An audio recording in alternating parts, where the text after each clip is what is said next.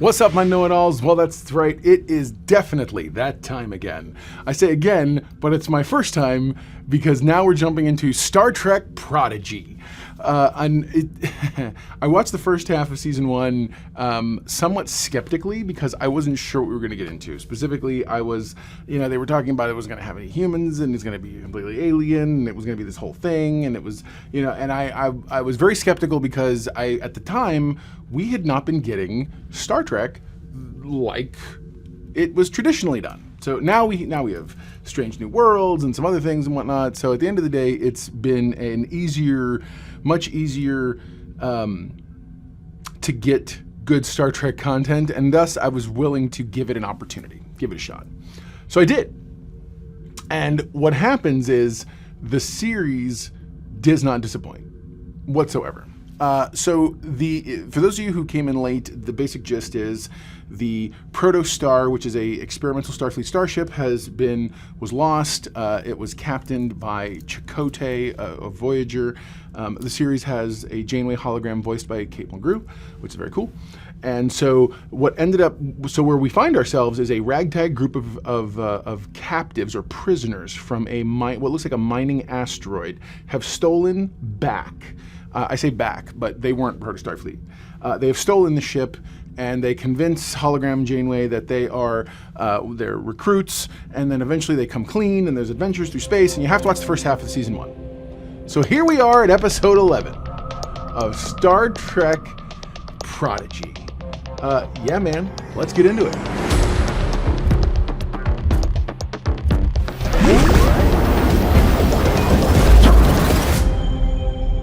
So the episode starts with them arriving at that particular starbase, and specifically when they are greeted as if they are actually Starfleet. And then they come clean and they tell them, and the guy says, "Oh, well, hey, Starfleet welcomes everybody. Come on in. Let's see. First off, let's get this registration process started. Let's take DNA scans." And so they do that. And as they're taking their DNA scans, what they find out is that they know for a fact that Jankum is a Tellurite, which is awesome because Tellurites are a known quantity in Starfleet, which is great.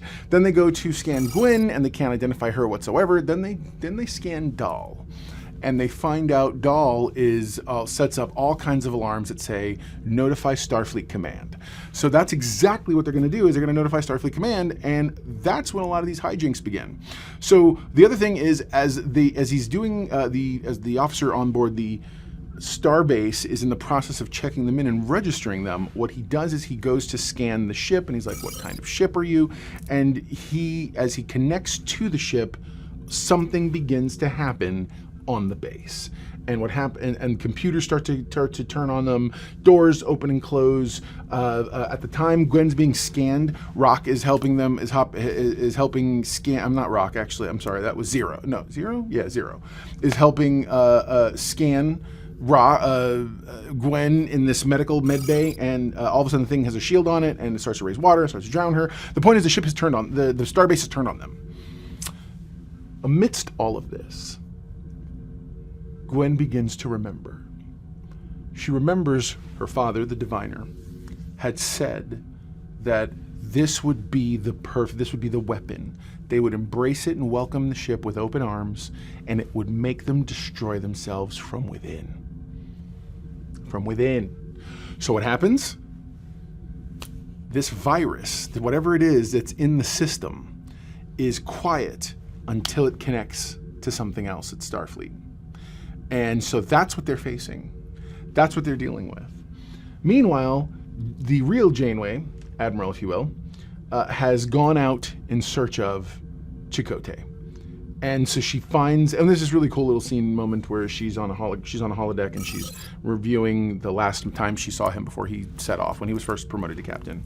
And you find out his mission was he was going to take the Protostar back to the the Gamma Quadrant. And while there, and the ship has the ability, has like a slipstream type technology that would let it go faster, come back in a fraction of the time it took them, and that's the last time she saw him. And she made him promise, hey, if anything goes happen, whatever, call me. And she's like, why didn't you call me? And so there's a moment there. Also, really great to hear Robert Beltran return as the voice of Chakotay. He's one of my favorites from that show. Not a lot of things I liked about Voyager.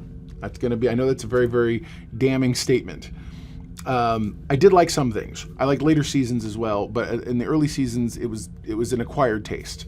And but I always liked, especially because he was part of the Maquis at the time, and the Maquis were a very interesting concept. Anyway, going back, so back to the episode.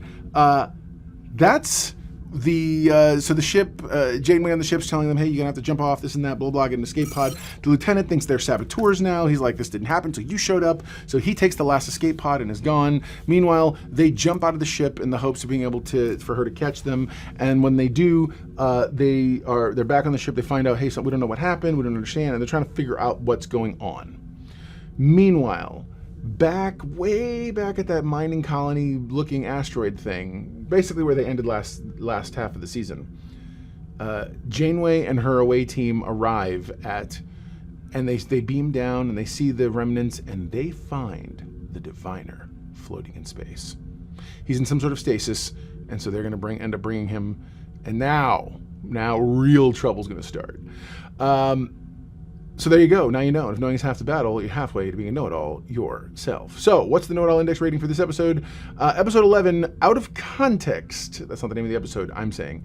Out of context, I'm going to give this episode a 7. However, in context, meaning you have seen the first 10 episodes, this episode then to me gets an 8. It's just it's a shift one, but having context helps you appreciate a lot of the other elements that are happening. You could literally jump right in here, not knowing anything, and they recap you enough that you can tell some things have gone on, and you can tell the crew's been through some stuff. But I would really say, hey man, take the opportunity. If you have Paramount Plus, go online and watch the thing, watch the first 10 episodes, and make your own judgment.